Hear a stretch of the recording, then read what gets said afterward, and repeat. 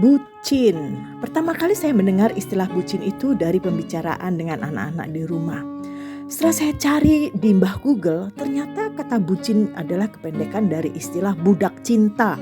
Orang yang tergila-gila akan cinta, baik laki-laki maupun perempuan, ya. Orang tersebut mau melakukan apapun demi orang yang dia cinta. Itulah bucin. Saat ini kita akan membahas tentang bucin, tapi bukan budak cinta. Yang kita akan bahas bucin kali ini adalah bukti cinta. Kita mengenal kata love. Dalam bahasa Indonesia bisa diartikan dengan cinta dan kasih. Kamus Merriam-Webster menulis definisi cinta adalah rasa sayang yang konstan, tetap tidak berubah, yang ditunjukkan bagi seseorang. Cerita ini pasti sering Anda dengar. Ceritanya seorang pemuda WA pada pacarnya. Dia mengatakan begini, "Sayang, aku rela mendaki gunung tinggi, menyeberangi lautan luas, menyeberangi gurun panas demi bertemu denganmu." Di bawahnya dia tulis NB. "Hari Minggu aku akan datang menemuimu jika tidak hujan." Apakah ini membuktikan bahwa dia benar-benar mengasihi pacarnya? Ucapan tanpa perbuatan berarti nol besar.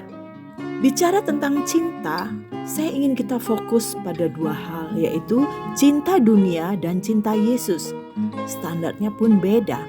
Standar cinta dunia adalah pamrih, ada tuntutan dan untuk kepentingan diri sendiri. Ada timbal baliknya. Aku bisa mencintai kamu kalau kamu memberikan bla bla bla bla. Kalau kamu, cinta yang didasari ada pamrihnya. Berbeda dengan cinta Yesus. Cinta Yesus dilandasi oleh inisiatif Allah dan pengorbanan. Hal ini dapat kita ketahui dari Roma 5 ayat 8.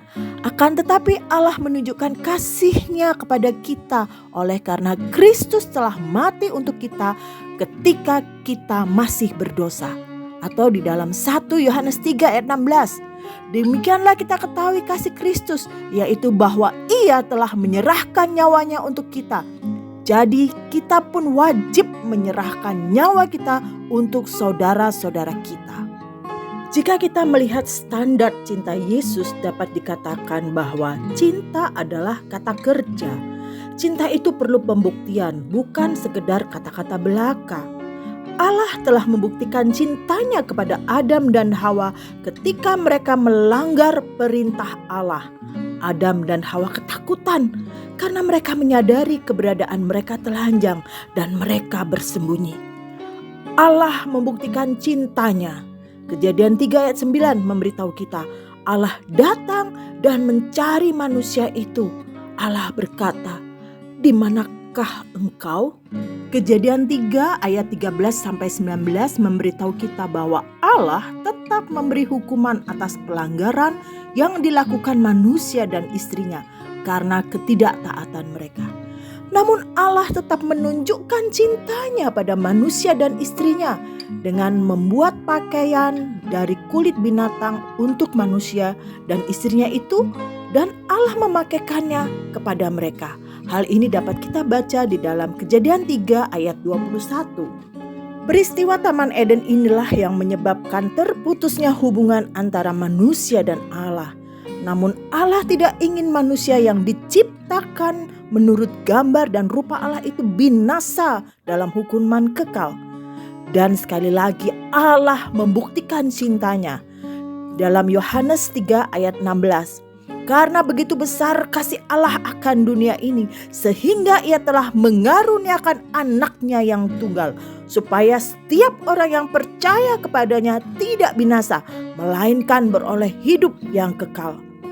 Sekali lagi Allah membuktikan cintanya. Dia berinisiatif memberikan pengampunan agar manusia dapat memiliki hubungan kembali dengan Dia.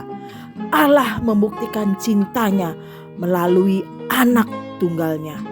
Bukti cintanya, Allah merelakan anak tunggalnya mati di atas kayu salib untuk menebus manusia berdosa. Setiap orang yang percaya kepadanya pasti sudah menerima anugerah keselamatan melalui Yesus, Anak Tunggal Allah. Lalu apa yang harus kita lakukan setelah menerima anugerah itu? 1 Yohanes 3 ayat 18 memberitahukan kepada kita, "Anak-anakku, marilah kita mengasihi bukan dengan perkataan atau dengan lidah, tetapi dengan perbuatan dan dalam kebenaran." Firman Tuhan mengingatkan kita bahwa kita juga harus melakukan kasih, membuktikan cinta dengan perbuatan dan dalam kebenaran.